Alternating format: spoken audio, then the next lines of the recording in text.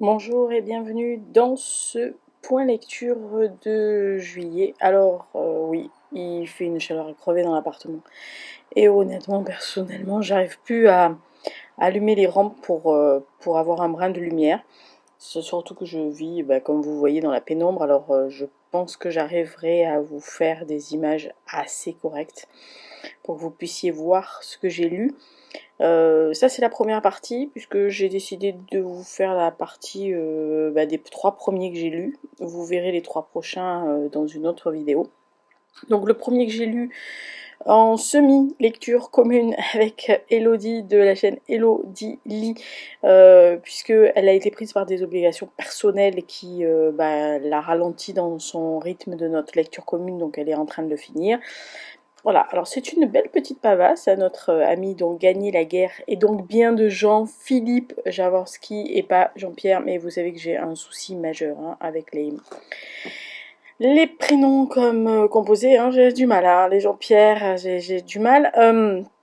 Donc c'est un livre à danse, puisqu'il y a à peu près 1000 pages.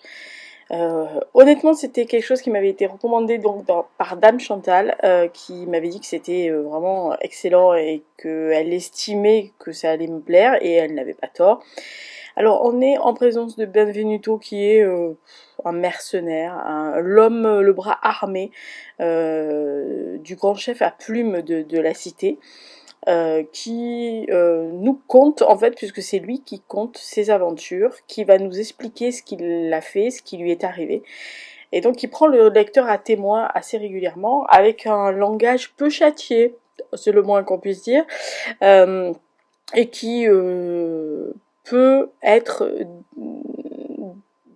on va dire, dénominé ou expliqué par tout ce que finit par art. Alors, connard, salopard, soifard, queutard, enfin bref, tous les arts, parce que c'est un personnage qui n'est peu recommandable, et d'ailleurs je pense que personne n'aimerait croiser sa route. En tous les cas, moi j'ai bien aimé croiser sa route, mais enfin de loin, vous voyez, à travers des pages, quoi. Alors, quand on arrive là, il est embarqué sur un rafio. On va parler un peu comme lui, il est embarqué sur un rafio, il vomit triple et boyau par-dessus tout ce qu'il peut accueillir son bol alimentaire. Autant dire qu'il n'a plus rien au fond de l'estomac, mais c'est pas grave. Ils sont en pleine guéguerre sur la mer avec la République d'à côté.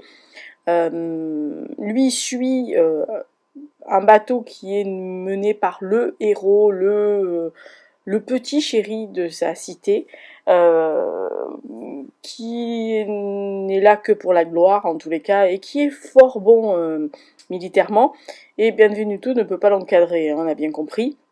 De toute façon, il peut encadrer absolument personne, et il va commettre un acte qui lui est commandé par son chef à plumes, et donc il va revenir, être accueilli en semi-héros. En fait, on va lui coller la réputation d'avoir essayé de sauver la flotte de leur cité qui avait gagné, mais qui là s'est pris une toute petite branlée. Euh, et il va arriver dans cette cité auréolé de ça. Alors, dans la cité, c'est vraiment un panier à crabes. Voilà, mais véritablement, c'est un panier à crabes. Et on est au cœur, au début du bouquin, d'un vrai complot politique, d'un complot entre diverses familles très influentes de la cité. Et lui qui est toujours dans l'ombre, qui est véritablement, oui, un tueur à la solde du pouvoir. Et donc il va revenir, et de là, il va se retrouver entre il va être au croisement de plusieurs règlements de compte. Alors au début, il pense que son chef va l'aider, et puis petit à petit, il pense qu'il est trahi. Donc il va se retrouver en pleine lumière, chose qu'il n'aime pas. Généralement, quand vous êtes un tueur à gages ou un mercenaire, vous aimez plutôt l'ombre que la lumière. Euh, et donc il va se retrouver mis au banc. Il va être obligé de partir, et il va partir sur les routes. Et donc on va suivre tout son cheminement. Alors, il faut dire aussi qu'il y avait eu pas mal de choses dites sur ce livre-là, notamment au point de vue de certaines scènes qui visiblement avaient ému certaines lectrices. Et dont une qui m'avait dit fais attention, il y a une scène qui est quand même affreuse. Moi après la scène, j'ai pas pu continuer le livre, ça m'a dégoûtée, j'étais à la limite de vomir, c'est horrible. Je me suis dit mais qu'est-ce qui a bien pu donner cette angoisse de lectrice. Et donc je n'ai pas tenu au courant, mais quand je suis arrivée à une scène, je me suis dit c'est peut-être celle-là. Moi, elle m'avait pas fait vomir des masses, hein, mais enfin même pas du tout. Mais je me suis dit, voilà, j'ai avancé dans le livre, et puis aux trois quarts du livre, je me suis dit, enfin, il n'y a aucune scène qui donne ce sentiment-là. Donc je lui ai envoyé un message en lui disant, est-ce que ça serait celle-là de scène dont tu me parlais? Et elle me dit, mais oui, tout à fait, c'est horrible. Ben, je dis, écoute, non, ça va avec le personnage. Ça va avec le fait que c'est un queutard et que c'est un espèce de fou furieux qui en a rien à foutre de rien et qui se sert. Alors c'est un livre qui est inspiré qui se poserait comme étant en Italie pendant la Renaissance, donc avec des femmes qui avaient beaucoup de pouvoir, mais qui étaient encore alors sous la coupe non, mais voilà, qui avaient encore qui étaient encore dominées mais de façon politique et financier par les hommes, malgré le fait que c'est elle qui tenait très souvent les cordons, qui apportait beaucoup de dot et qui avait beaucoup de pouvoir, parce que la Renaissance italienne, c'est quand même, on va dire, le point d'orgue de beaucoup de choses qui sont arrivées dans la rébellion et dans le côté euh, bah, pouvoir des femmes. En tous les cas, ça fait partie des périodes où les femmes avaient le plus de pouvoir. Et donc là, dans ce livre, il y a la fille du chef à plume, hein, qui est une donzelle qui est toute jeune, hein, qui doit avoir 13-14 ans, si je me souviens bien, mais qui est une emmerdeuse. Voilà, qui fait valoir son titre, qui aime bien les intrigues de palais, et qui aime bien faire chier Benvenuto assez régulièrement en le titillant, en l'asticotant, voilà. Donc, alors c'est vrai que la scène en elle-même peut choquer. Je peux concevoir que la scène peut choquer. Dans le contexte semi-historique que Jaworski a voulu mettre et comment elle est amenée, moi perso, je n'ai absolument pas vu quelque chose de choquant. Alors oui, le geste en lui-même n'est pas approprié, on va dire, mais ce n'est pas non plus quelque chose qui ne se justifie pas, entre guillemets, je ne commence pas à gueuler, c'est pas quelque chose qui se justifie, c'est justifiable par rapport au personnage qui le fait, donc Benvenuto, et à la façon dont il le réfléchit, puisque je rappelle que le livre est écrit entre guillemets à la première personne, c'est lui qui compte. Alors visiblement, il le fait écrire par quelqu'un, mais c'est lui qui explique. Donc c'est sa vision qu'on a, c'est pas la vision d'à côté. Et sa vision à lui, c'est tout simplement que sur cette scène-là, il n'a pas envie de se faire jeter par son chef à plume, surtout qu'il s'attaque à sa fille. Donc elle est une jeune femme qui va avoir une position stratégique, notamment par un mariage important. Voilà, donc il passe par une autre voie, on va dire, pour éviter l'opprobre et surtout le fait que sinon il serait pendu haut et court. Il est très égoïste, très égocentrique, et en fait il réfléchit autant avec son cerveau qu'avec ce qu'il a en bas. Hein. Voilà, parce qu'il est quand même assez stratégique quand il fait ça. Alors oui, c'est une scène qui peut avoir révulsé beaucoup de lectrices et poser le problème d'un certain sexisme de ce livre, mais vu le contexte, vu surtout le personnage, et vu ce qu'il explique dès le début, moi je vois vraiment pas où on peut accuser l'auteur de sexisme. Au contraire, d'ailleurs, moi je l'ai pris en fait comme une dénonciation de certaines choses. Voilà.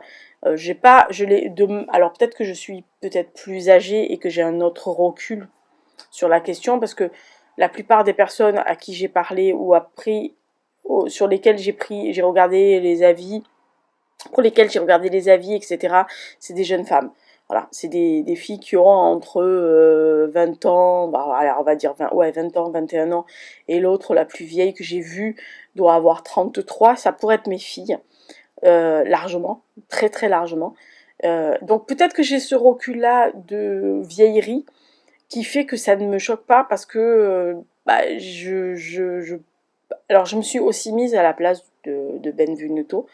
Je dois avouer que certaines scènes sont très stratégiques. Il les pense. Alors il est un peu fou, ça c'est sûr. Il n'est pas justifié et pas justifiable, ça c'est évident.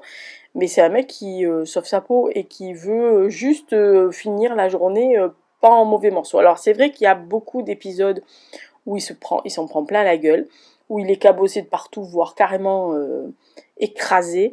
La preuve, on lui refait complètement le râtelier puisqu'il s'en est pris plein la tronche et plein les dents. Très souvent, il se prend des tapes, mais incroyables. Mais ce n'est pas, comment dire, ce n'est pas une justice, ce n'est pas parce qu'il a fait deux ou trois exactions absolument abominables qu'il est puni. C'est pas une question de punir, voilà, je pense pas que l'auteur ait écrit ces scènes-là pour dire attention, vous voyez, il a fait quelque chose de mal, il est puni. Non, non. Alors, premièrement, c'est une scène qui arrive juste après le premier qu'il fait d'exaction. Mais c'est pas une punition, c'est juste que c'est son mode de fonctionnement. De toute façon, c'est un guerrier et c'est un mec qui va au-devant des emmerdes. Donc, il faut qu'il ramasse à chaque fois. Voilà. Alors après, sur l'ensemble du roman, il y a un passage où il est exilé, où il est dans une contrée, alors je ne veux pas en dévoiler trop, c'est pour ça que je ne dis rien d'autre, où il y a des personnages, alors ça oui je peux dire qu'il y a des elfes qui apparaissent, et moi j'ai trouvé ces pages vraiment très belles, c'est vraiment très agréable. Alors il y a aussi ce côté un peu foufou, bah, de toute façon c'est un mec qui est un soifard et qui adore faire la fête et qui adore faire plein de trucs. Donc en gros, honnêtement, voilà, c'est un mec qui, les tavernes, les filles, la baston, etc., c'est sa cam. Voilà, donc une fois que vous rentrez là-dedans, par contre c'est hyper bien écrit, c'est vraiment très très bien écrit, c'est très bien détaillé, il y a beaucoup de descriptions, de très longues descriptions parfois, mais qui sont vraiment justifiées. Il y a des rebondissements où il faut, il y a des leçons de morale amorale quelquefois, mais qui fait partie du roman. Honnêtement, moi j'ai beaucoup aimé Gagner la guerre. Alors ça sera pas un coup de cœur parce que y a quelques petites faiblesses au milieu du roman et à la fin. La fin est excellente. Les dernières pages sont vraiment très très bonnes. Le mot de fin est exactement celui qu'on aurait pu dire tout le long du roman. Mais parce que ça lui sied bien ce mot-là. Mais mais voilà, c'est pas un coup de cœur parce que voilà, il y a eu des moments où j'ai trouvé des petites faiblesses où je tournais les pages en me disant ouais et donc voilà. Mais vraiment très très peu, deux trois fois, ce qui fait que c'est pas un coup de cœur. Mais par contre c'est un très très très bonne lecture.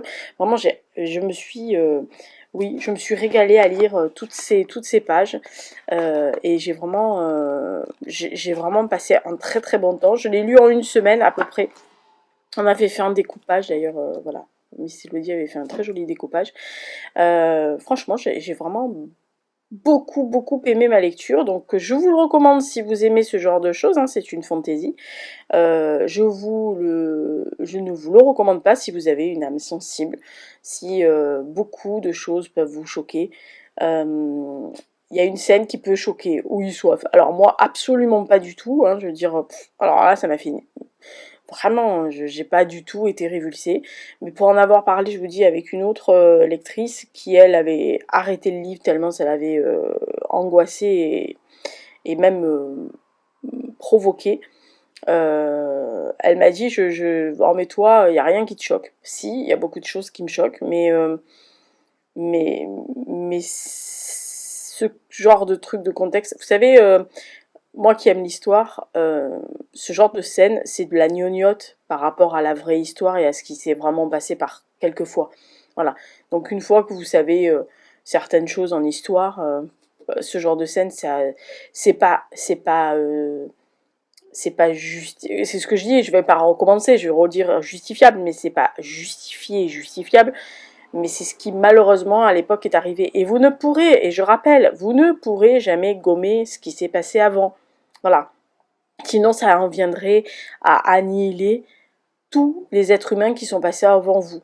Voilà, si vous voulez gommer une partie de l'histoire, si vous voulez gommer des choses qui ne vous plaisent pas dans l'histoire qui s'est passée il y a un siècle, 2 semaines, 4 semaines, je vous rappelle que c'est quand même l'histoire, ou plus que ça, 400 ans, 500 ans, je rappelle que ça en vient à éradiquer toutes les lignées qui sont passées avant vous. Voilà, parce que si vous modifiez l'histoire, si vous ne vous tirez un trait sur quelque chose, enfin, ça implique qu'il y a des personnes qui sont nées et mortes en vain. Et je rappelle que l'homme avec un grand H ne vient pas sur Terre en vain. On a tous un but. Alors, bien ou mal, on n'en sait rien, mais on a tous eu notre petite pierre à l'édifice sur l'ensemble de la planète. Voilà. Donc, je sais que c'est très à la mode de vouloir gommer, de refaire l'histoire, de dépoussiérer les romans pour les écrire à votre sauce.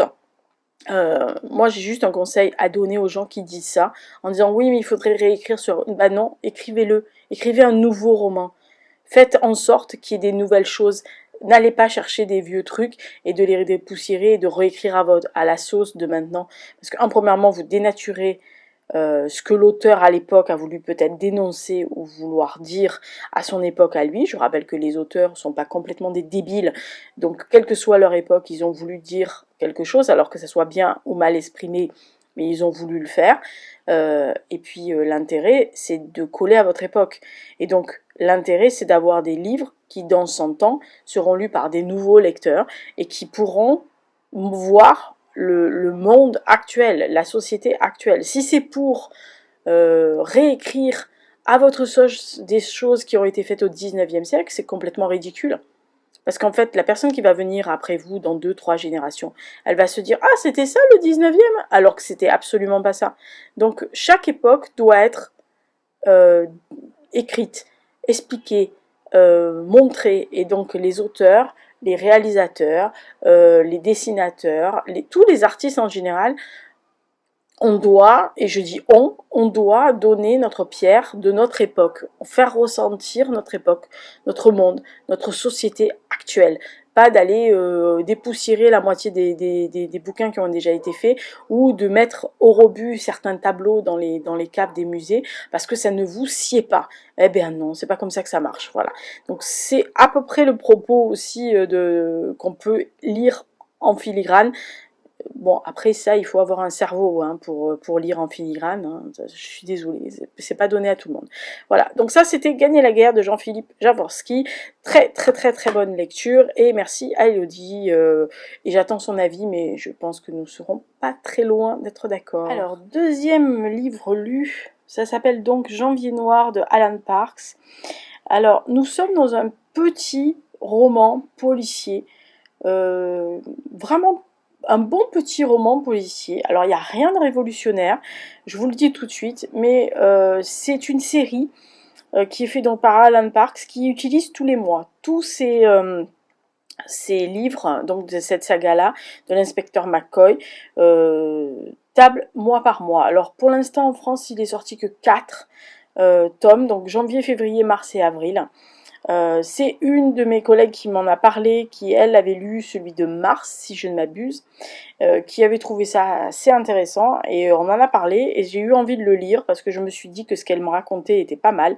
Alors on est avec Harry McCoy qui est un jeune inspecteur puisqu'il a pas tout à fait, enfin il a à peu près la trentaine, qui est en Écosse, qui vit à Glasgow et on est dans les années 70. Alors il a eu un fait d'armes au début des années 70, en 70, et là nous sommes en 73, et en fait on suit jour par jour, en fait, ce qui va se passer dans ce fameux janvier noir. Je suis vraiment désolée, mais ma caméra est vraiment pourritos, mais elle n'est pas sale, c'est juste qu'elle est tombée il n'y a pas longtemps.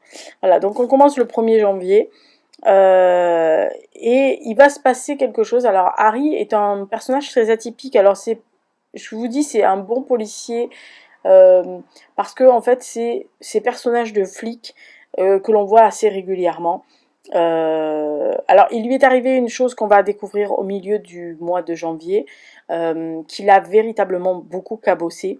C'est un mec qui boit, sort, couche avec une prostituée d'une maison close assez huppée, mais voilà, alors qu'il pense être amoureux d'elle, mais voilà, il est plus souvent euh, très alcoolisé que reste. Après, ça reste un très bon inspecteur, mais qui est pas très bien vu par sa hiérarchie, justement parce que il fréquente cette fille, parce qu'on sait qu'il boit, et que son ami d'enfance n'est autre que le caïd de la pègre locale, à qui il doit de s'être sorti de beaucoup de choses quand ils étaient tous les deux à l'orphelinat.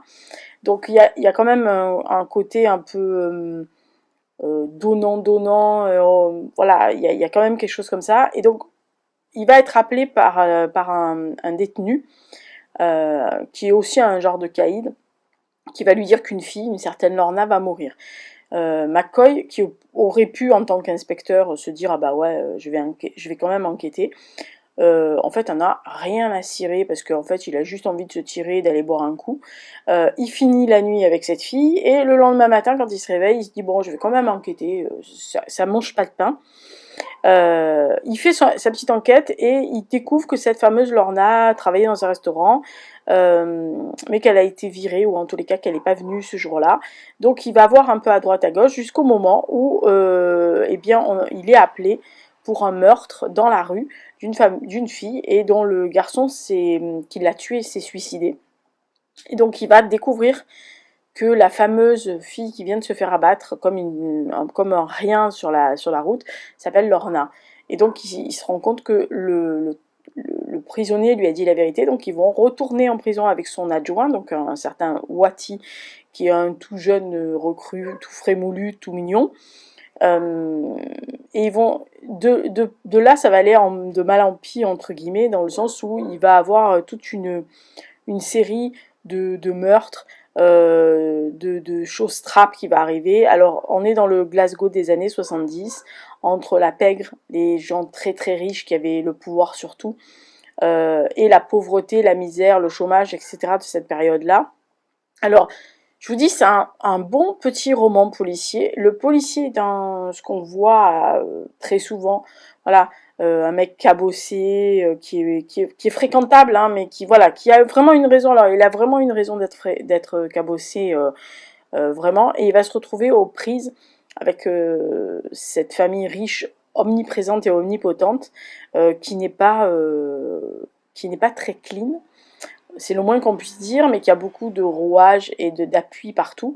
Et lui, il va se rendre compte assez rapidement aussi que la police n'est pas très clean. Alors, entre les truands qui sont pas clean, les familles qui sont pas clean et la police qui est pas clean, il nage un peu en eau trouble. Alors, il aime bien nager en eau trouble et s'en prendre plein la tête aussi, mais c'est un personnage qui est assez attachant. Voilà. En plus, les peu des descriptions fait que il doit être assez beau gosse quand même. Donc d'où l'attrait de certaines filles quand elles le voient. Mais je vous dis, j'ai passé un très bon moment, dans le sens où je m'attendais pas à ce que ça soit un roman thriller noir, policier très fouillé, etc. C'est ce qu'on appelle les romans de gare, ce qui pourrait passer pour un roman de gare. C'est-à-dire, c'est un roman, vous le prenez dans le train, vous le lisez dans le train pendant votre voyage. C'est hyper agréable à lire, les chapitres sont hyper courts, il n'y a pas de... Il n'y a pas de choses qui peuvent vous faire des nœuds au cerveau. Vous affolez pas si vous voyez arriver un Hux, mais le Hux, dès qu'il y a une caméra, il arrive. Hein. Voilà. Ah non, ça va, il s'est mis par terre. Bon, on s'en fout.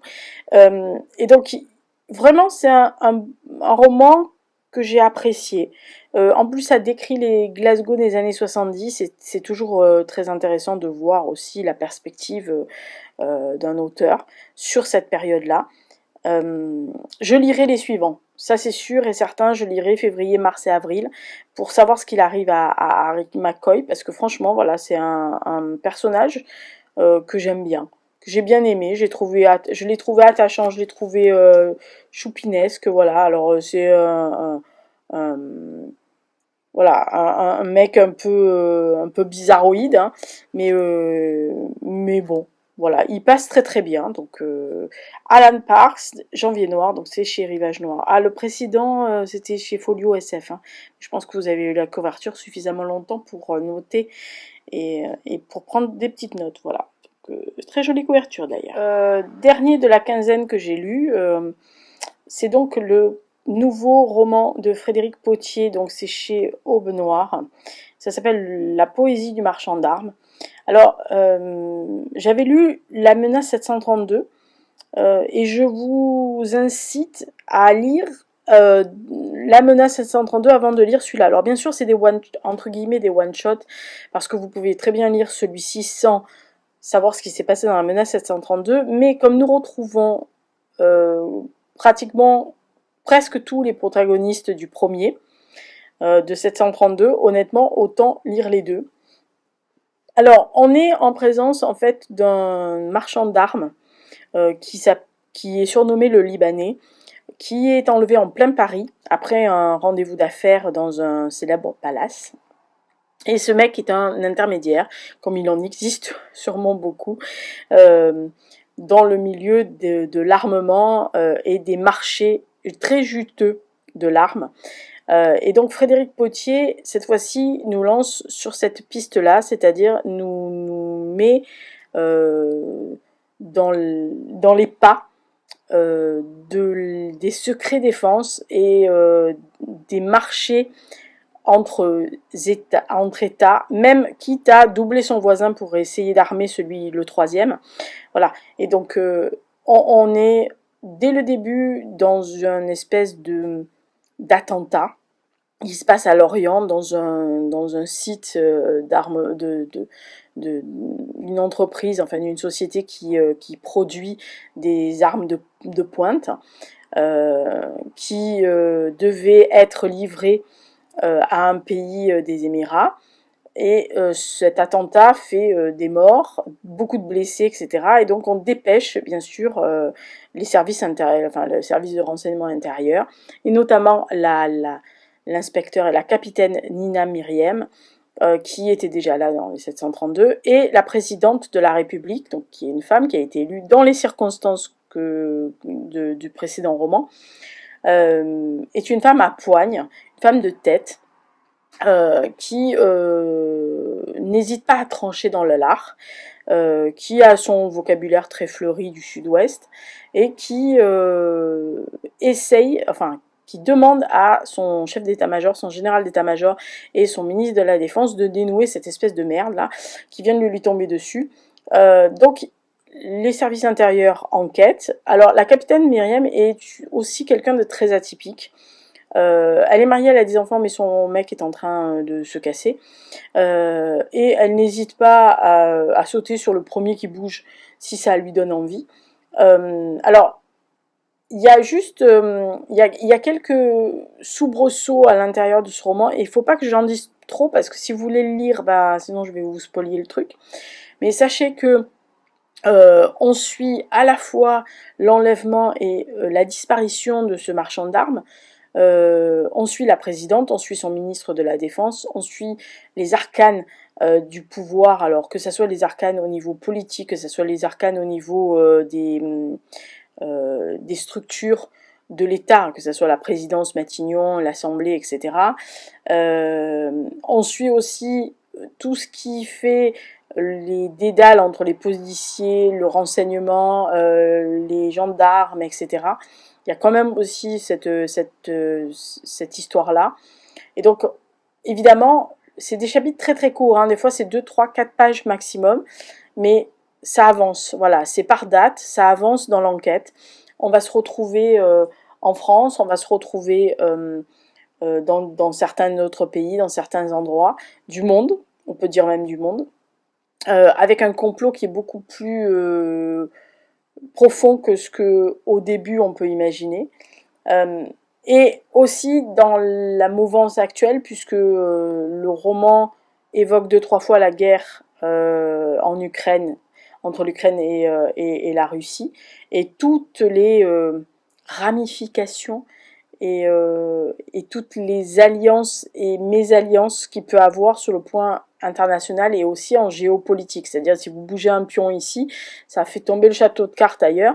Et donc, quelquefois, on va dire, nous, lambda, on ne comprend pas certaines décisions, mais c'est des décisions qui pourraient amener beaucoup plus de désordre si on les faisait si on les faisait tels que nous on voudrait que ça soit fait, parce qu'on n'a pas la perspective de l'ensemble. Voilà, il faut bien comprendre que côté géopolitique, il y a des choses qu'on ne peut pas faire uniquement parce que ça vous plaît. Voilà. Alors, moi j'aime beaucoup l'écriture de Frédéric Pottier. Alors, c'est un haut fonctionnaire, hein, voilà. Il connaît les arcanes, c'est un préfet, il connaît les arcanes de ce genre de choses. Ça se sent dans son écriture et dans sa façon de faire passer des petites informations et les dédales de couloir, parce qu'on sent que c'est quelqu'un du métier qui n'est pas arrivé comme ça, voilà, qui n'a pas inventé, c'est quelque chose qu'il a dû voir dans sa vie, ou qu'il a dû entendre, ou qu'on lui a raconté, je ne sais rien, et on ne veut pas le savoir. À chaque fois, je trouve qu'il a toujours une vision sur la société, sur certaines choses qui sont très, en anglais on dit accurate, donc très pointues quelque. Donc c'est un très bon roman d'espionnage. En fait, moi je mettrais ça plus dans un roman d'espionnage, une bonne facture des romans d'espionnage. J'ai passé un bon moment, mais je passe toujours un très bon moment avec Frédéric Pottier. C'est ce que j'aime moi dans les romans. Voilà, d'espionnage ou politique. Alors je suis pas très fan des romans politiques, hein, mais j'aime bien avoir les arcanes des choses. Voilà, c'est quelque chose que j'aime bien. Alors après, ne vous attendez pas à des révélations absolument de fou. C'est véritablement toujours bien ciselé. Voilà. C'est de la politique, géopolitique française, mais qui ne se gêne pas pour taper non plus sur les instances ou sur les aberrations du système ou de certaines choses. Voilà, qui fait que quelquefois, malgré que certains râlent après la République, eh bien on est bien content d'avoir la nôtre de République. Hein. Allez voir ailleurs si j'y suis déjà, ça serait déjà pas mal. C'est souvent ce que je me dis d'ailleurs. Des fois j'ai envie de dire aux gens, mais vous ne savez pas la chance que vous avez de vivre dans notre République là. Voilà, donc bon roman d'espionnage, la poésie donc du marchand d'armes de Frédéric Pottier chez Aube Noire. Lisez La Menace 732. Et découvrez les arcanes avec des personnages qui sont quand même pas piqués des hannetons, hein, voilà, mais qui nous emmènent dans des traverses assez retorses et noires. Bref, ça fait du bien, enfin ça fait du bien, mais quelquefois ça fout un peu la trouille, hein, mais bon voilà, c'est comme ça, enfin trouille, voilà, on se dit oh là, dans quel monde vivons-nous? Voilà, allez, ceci c'était pour la première quinzaine de juillet, oui je sais. Prochaine lecture, donc c'est Brussolo, les enquêtes à Londres en l'an 3000 et des poussières, et les anarchistes, voilà. Alors, donc la poésie du marchand d'armes, Frédéric Pottier, Alan Parks, Janvier Noir, et donc Jean-Philippe, je vais y arriver, Jean-Philippe Javorski avait gagné la guerre, ça c'est ce que j'ai lu les 15 premiers jours d'août, c'est pas mal, hein, moi je trouve, hein. Ça va, hein, 1000 pages, ça fait 1000 pages, 400 et à peu près 300, oh ça va, oh bah je me suis bien débrouillée pour 15 jours, allez, ah bah là, dans 15 jours, voilà, pour les 3 prochains. Si j'arrive à lire tous les 3 prochains, mais normalement ça devrait se faire. Bonjour et bienvenue dans le point lecture de juillet. Je suis désolée, je filme dans des conditions absolument hallucinantes. Pour ne rien vous cacher, on a passé la semaine dernière à 34, 35, 36 avec un ressenti à plus de 45 parce qu'il y avait un vent chaud absolument horrible. Tout s'est infiltré dans la Casbah, donc là je suis actuellement à 32,8, on a une petite pointe à 33, et cette nuit il a fait pratiquement 29, il faisait encore 29 à 4h du matin, 5h, c'est descendu à 28, mais 28 vous savez, humide, ouais, moite, ouais, le genre de bonheur absolu. Alors, donc j'ai lu Serge Brussolo, Hurlemort, en 4e position. Donc je vous remercie encore Adeline de la chaîne Bullish Bookish que je vous mettrai dans la barre d'infos si j'y pense. Vous savez les vieux, vu ce que c'était, parce que je lui avais demandé quel Brussolo j'allais pouvoir lire, parce qu'elle m'intriguait avec cet auteur qu'elle adore, et elle m'a dit il faut lire Hurlemort. Donc je la remercie encore beaucoup parce que c'est un petit coup de cœur et il sera sûrement dans la liste des 15 de la fin de l'année. Alors j'ai dit petit coup de cœur parce que par rapport à certains c'est quand même, voilà, c'est moindre que l'incendie, etc. Mais vraiment je me suis régalée sur ce livre-là. Alors on est en présence de Céline qui est une jeune fille de 14 ans qui est marquée entre guillemets, puisqu'elle est quasiment presque pestiférée, ou presque non, elle est pestiférée, dans son petit village au milieu des bois, entourée de légendes, de superstitions en tout genre, et en plein milieu du XIVe siècle. Tout le monde la fuit parce qu'elle porte dans la main, dans les paumes des mains, la marque de la même faille qui en fait est pas loin du village et qui, selon la tradition, pourrait engloutir le dit village si cette jeune femme n'était plus vierge. Bon, alors vous me direz à 14 ans, oui, mais enfin on est au XIVe siècle, hein, rappelez-vous. Donc bien sûr Céline, elle en a cure, elle a 14 ans et elle vit avec son beau-frère et sa sœur qui ne la traitent pas des masses bien, mais heureusement il y a une espèce d'ermite qui lui apprend à lire, à entendre, à comprendre, à réfléchir.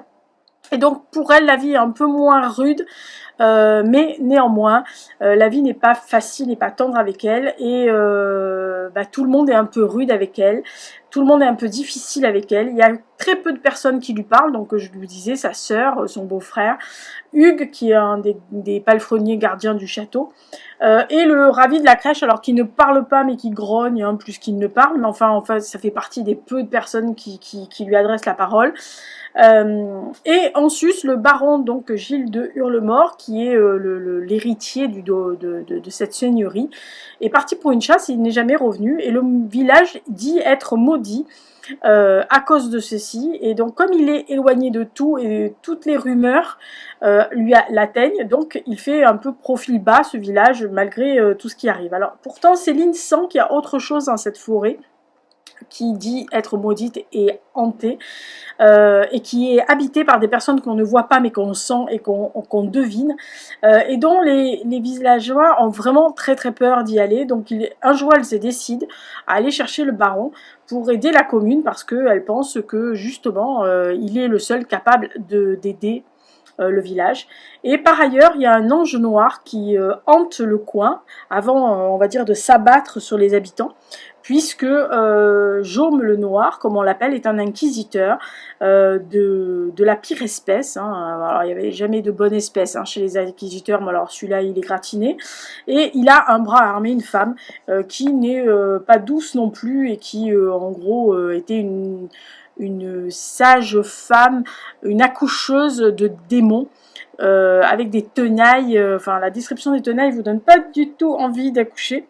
Alors bref, Céline va vivre différents obstacles, des peurs, des moments de survie, des moments un peu de poésie, etc. avant de croiser la route de Jaume qui a atterri dans le village, qui va jouer avec ses nerfs, qui va condamner au nom de Dieu et des saints et de tout le monde tout le village, et qui va essayer de briser les villageois un par un en se servant de Céline.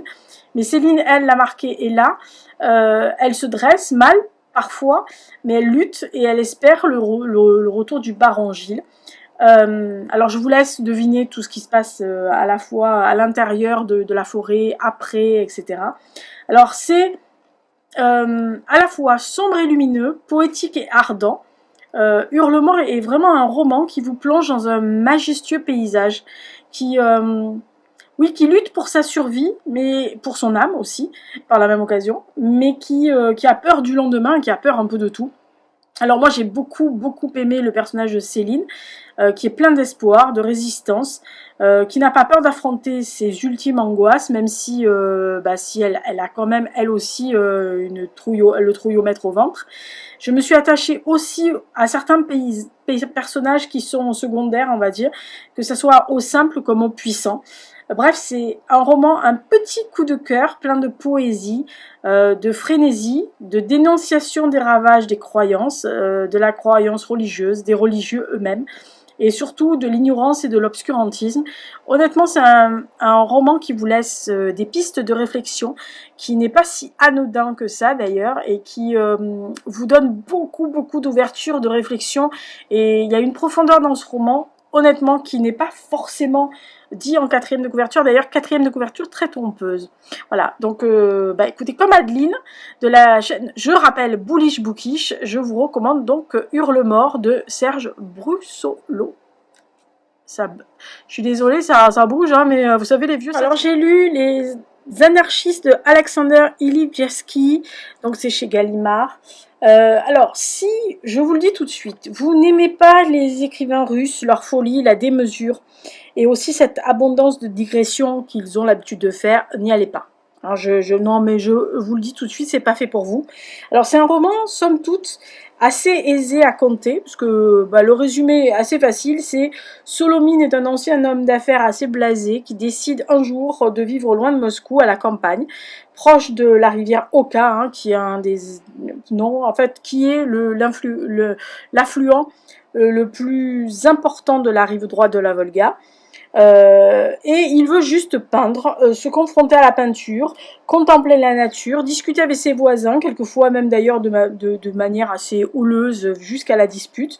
Et de temps en temps, il va à Moscou pour retirer de l'argent qu'il a âprement gagné dans une autre vie, afin de pouvoir continuer sa vie au calme, payer les factures, etc. Et un jour, il prend un taxi, et là, la chauffeuse de taxi s'appelle Katia, qui est le clone absolu de l'actrice et de la femme idéale de Solomine, qui n'est autre que Greta Garbo. Alors petit à petit, c'est une histoire d'amour, un peu nocive quand même, qui va s'installer. Et là, le roman part sur un chemin, à la fois, pardon, j'ai lâché la caméra, à la fois plein de sensations et de faits qui s'enchaînent jusqu'à la fin de l'histoire, en fait. Alors on est entre nature, peinture, d'ailleurs il y a carrément une véritable obsession pour le peintre Isaac Lévitan. Il y a une certaine fascination pour un anarchiste, et je vous laisse deviner lequel.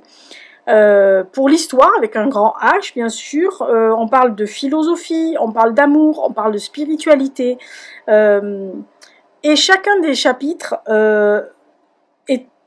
chacun des chapitres est autant de digressions qui éloignent le lecteur de l'histoire, on va dire somme toute banale, de Solomine et de Katia, qu'on sent être on va dire qu'on sent être quelque chose d'assez dramatique, mais qui reste dans le roman en filigrane. Et chaque avancée dans leur histoire est amenée soit par cette digression, par cette divagation que fait l'auteur, soit par un personnage secondaire qui apparaît quelque part et puis disparaît. Alors il disparaît dans la foulée ou pas, ça dépend des fois. Alors c'est un roman où il faut quand même un minimum de concentration, justement afin de ne pas se perdre, parce que il y a tellement de digressions, de retournements à droite, à gauche, etc. Il y a des passages où quand il parle de peinture, ça peut partir dans tous les sens, où on peut peut-être trouver un peu le temps long, si vous n'êtes pas habitué à ce genre d'écriture.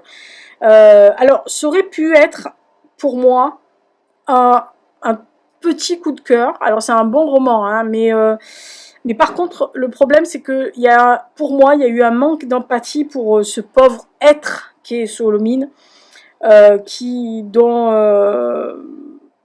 fait, mon manque d'empathie est beaucoup trop grand envers lui, envers son histoire avec elle, pour que ce roman puisse être un coup de cœur. Alors c'est une bonne lecture, j'ai vraiment été agréablement...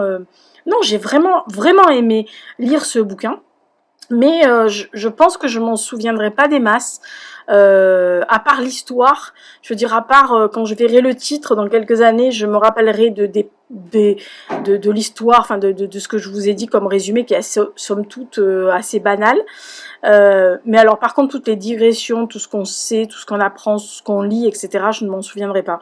Justement parce que c'est un petit peu fouillis.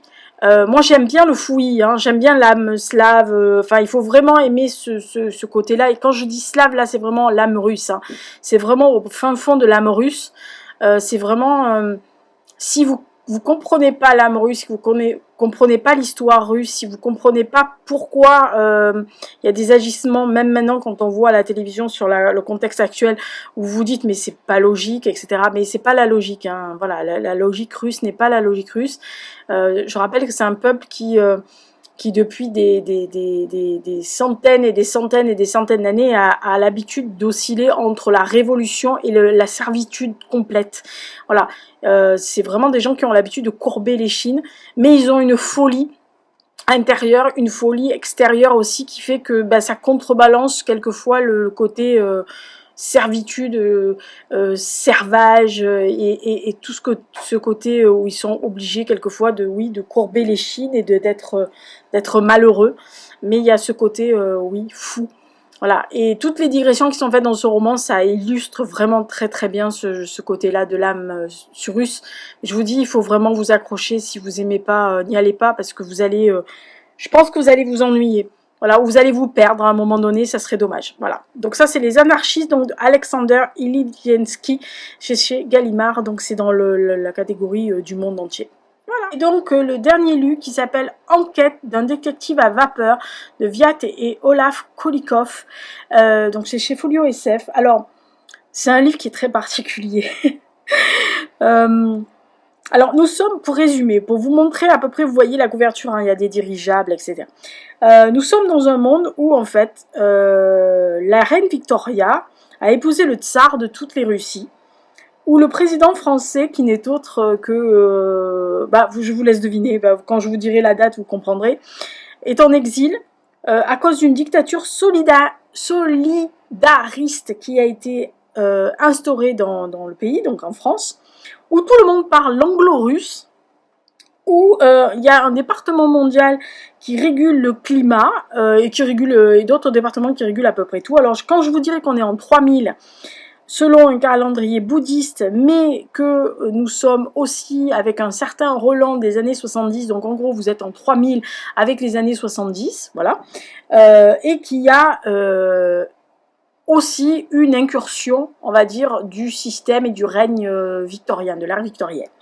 Alors c'est un roman en fait qui est un recueil de nouvelles, il me semble qu'il y en a 11 qui, pour vous dire, qui sont présentées par un certain Jan Markus Bodichev, qui est un détective privé, un expert en informatique.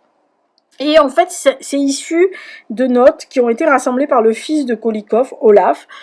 Désolée, mais j'ai pas l'habitude avec cette caméra, et à chaque fois je loupe le truc. Je vous le dis tout de suite, je vous laisse deviner qui a écrit le roman. Hein, voilà, voilà, c'est... Sinon c'est pas drôle.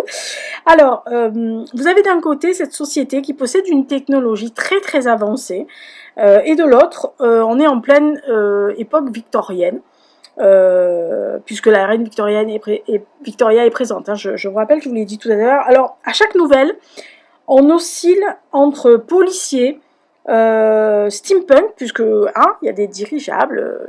C'est pas facile de vous montrer, mais bon, vous voyez, il y a un dirigeable. Voilà. Et puis vous avez aussi de la science-fiction pure, on va dire. C'est normal, c'est chez Folio SF, hein, bravo. Et du cyberpunk aussi, puisqu'en fait, il y a une nouvelle où il y a des hommes revus et corrigés. Je vous laisse deviner comment on les a revus et corrigés. Et petit à petit, il y a un univers assez particulier qui va se dévoiler avec...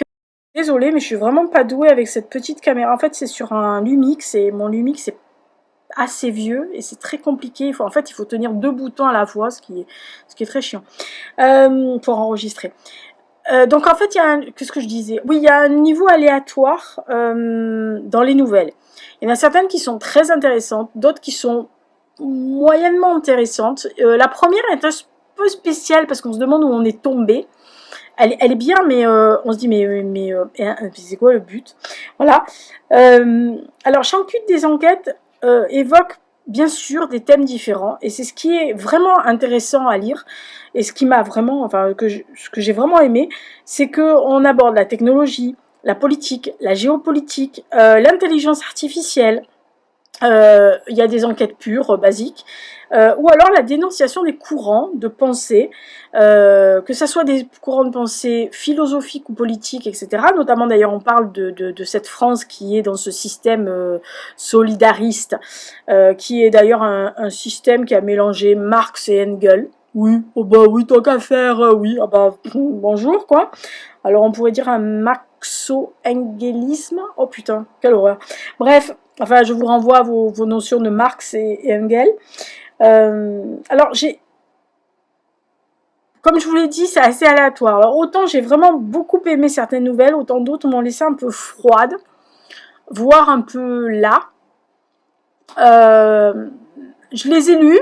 Il y en a une ou deux d'ailleurs que j'ai en tête là maintenant quand je vous en parle, où je me suis dit ouais, c'est pas mal. Mais ouais, mais bon, voilà. Je voyais pas ce que ça pouvait apporter de plus. Alors d'autres, peut-être que vous verrez et que ça vous aura éclairé. Hein. Après, ça dépend des gens. Mais sinon, cette enquête d'un détective à vapeur, c'est vraiment entre anticipation, uchronie, SF pur et steampunk. Et vraiment, c'est un ovni. Voilà, ce livre est un ovni à lui tout seul, un peu comme le dirigeable. C'est un livre qui vraiment, alors honnêtement, je le conseille aussi parce que c'est vraiment un livre à lire. Plus, comme je disais tout à l'heure, pour les anarchistes, etc. Et surtout pour Broussolo. C'est un livre qui vous donne des pistes de réflexion sur certains domaines. Et il y a des domaines très actuels à nous. D'ailleurs, on parle d'intelligence artificielle, géopolitique, etc. Ou Homme Romani, vous verrez bien. Qui, en fait, nous touchent actuellement de Pauline Fouet. Et ça vous donne... vous réfléchissez quand même. Hein, vous sortez pas d'idiot de ce genre de livre. C'est le but, je pense. Et franchement, moi j'aime quand il y a un livre comme ça. Voilà. Après, je vous dis, c'est des nouvelles. Elles sont aléatoires. Elles sont pas toutes du même niveau. Ça peut vous perdre, mais ça serait dommage parce qu'il y a quand même des très très bons moments, il y a des très bonnes inventions. Moi, ce côté 3000 mélangé entre l'ère victorienne et les années 70, avec tout un dédale de pays qui est sous un joug bizarroïde, etc. Enfin, moi j'ai beaucoup aimé, vraiment j'ai beaucoup aimé.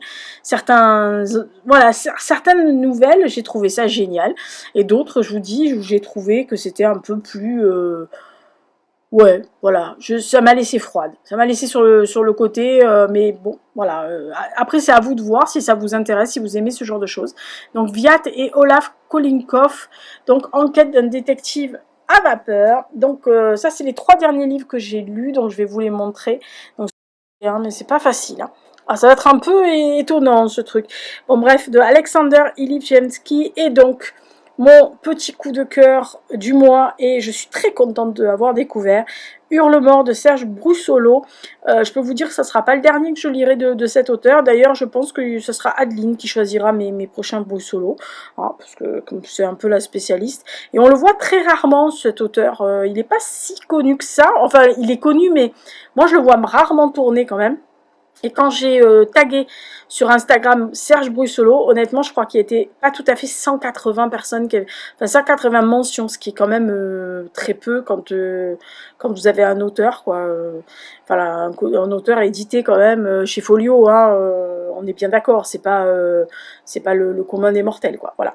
Donc, écoutez, j'espère que ça vous a plu, que la première partie vous a plu, et que, dites-moi s'il y en a certains que vous avez lu, pas lu, que vous avez envie de lire, ce que je vous ai donné envie ou pas. Et allez voir la chaîne de Adeline, donc de Bullish Bookish, vous allez voir, elle lit des livres que l'on ne voit pas souvent ailleurs aussi. Et c'est pour ça que j'aime cette chaîne et d'autres chaînes, elles le savent, et que vraiment, ça fait des années, depuis qu'elles ont ouvert leur chaîne, je les suis, parce que moi, j'aime bien les gens qui ne rabâchent pas... qui ne rabâchent pas partout les mêmes livres.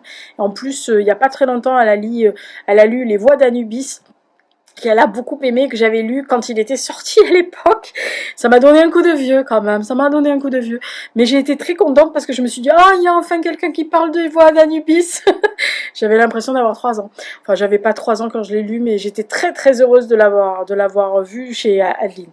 Allez, merci beaucoup à toutes les personnes qui m'ont aidé. Donc, Dame Chantal, Audrey, Adeline, les garçons qui m'ont encore énervé avec certains prochain bouquin. Voilà, parce que le mois de juillet, j'aime bien. Mois d'août, vous verrez. Ah oui, mois d'août, la pile à lire est déjà faite, parce que je suis les séries historiques, policières historiques que j'aime, donc je finis Sam Island et l'inspecteur Pekala, il m'en reste 2, et je lis 3 Harald Gilbert de le commissaire Oppenheimer. Donc ça, normalement, ça devrait être les 3, 4 et 5. Et il y a un livre que j'avais pas du tout prévu, parce que je me suis mal inscrit. Il faut le dire, j'ai cliqué sur le mauvais bouton et c'était trop tard pour non valider. Au lieu de ne pas m'inscrire à la masse Babelio, je me suis inscrite sur un bouquin et je l'ai reçu. Donc il faut que je le lise, mais il est sous embargo avant le 23 août ou le 26 août. On peut pas en parler avant. Alors je vous le montrerai que sur Instagram parce que je ne vais pas le mettre dans ma palle, puisque voilà, je respecte l'embargo. Je mettrai juste une photo et le résumé, mais je ne mettrai pas le retour avant le point lecture d'août, voilà, donc normalement. Mais je regarderai, je crois que c'est alors si c'est le 30 août, vous le verrez en septembre, sinon vous le verrez sur le point lecture d'août. Honnêtement, je vais vous dire tout de suite, je ne sais même pas de quoi ça parle. Voilà, c'est un roman de la rentrée littéraire et je suis une daube. Hein. C'est-à-dire quand je me suis aperçue qu'il m'avait accepté, c'était trop tard, le bouquin était parti, donc je pouvais plus le refuser. Voilà. Donc, oui, ça arrive. Lisa fait des conneries, elle a cliqué 2 fois sur le bouton, il fallait pas qu'elle clique. Voilà. C'est rare que je demande un livre Babelio et quand je le demande, je sais que je peux le lire. Là, il va falloir que je colle les meubles. Alors, où sont les meubles, Lisa? Où sont les meubles? Allez, à la prochaine fois, vidéo, la pile à lire d'août. Voilà, et après vous savez qu'il y a une pause. Et puis si vous vous ennuyez de moi, ce qui m'étonnerait, hein, allez voir dans les playlists de la chaîne, il y a des vieilles vidéos qui peuvent vous intéresser, comme le top 25 des romans français et étrangers que j'aime et que je considère comme des classiques et qu'il faut avoir lu pour moi. Mais pour moi, hein, je ne suis pas une maîtresse d'école, ni une bibliothécaire, ni un prof de lettres. Hein. C'est juste mon ressenti à moi, c'est ces livres-là que si demain quelqu'un me demande, qui est étranger ou qui veut lire, je lui donnerai ces livres à lire parce que j'estime que c'est... Enfin, pour moi, c'est les livres les majeurs qu'il faut avoir lus en français et en étranger. Voilà. Allez, d'ici là, portez-vous bien. Faites attention à vous, il fait très chaud. Bon été. Et puis peut-être que je serai plus là à la fin de l'été. Ça continue, que c'est moi, on va crever. Bon, je vous ferai des petites photos de Hux. J'essaierai de faire une photo de Hux, mais il est tellement dans un état lamentable, mon chouchou. Allez, bisous, bisous. Ciao, ciao.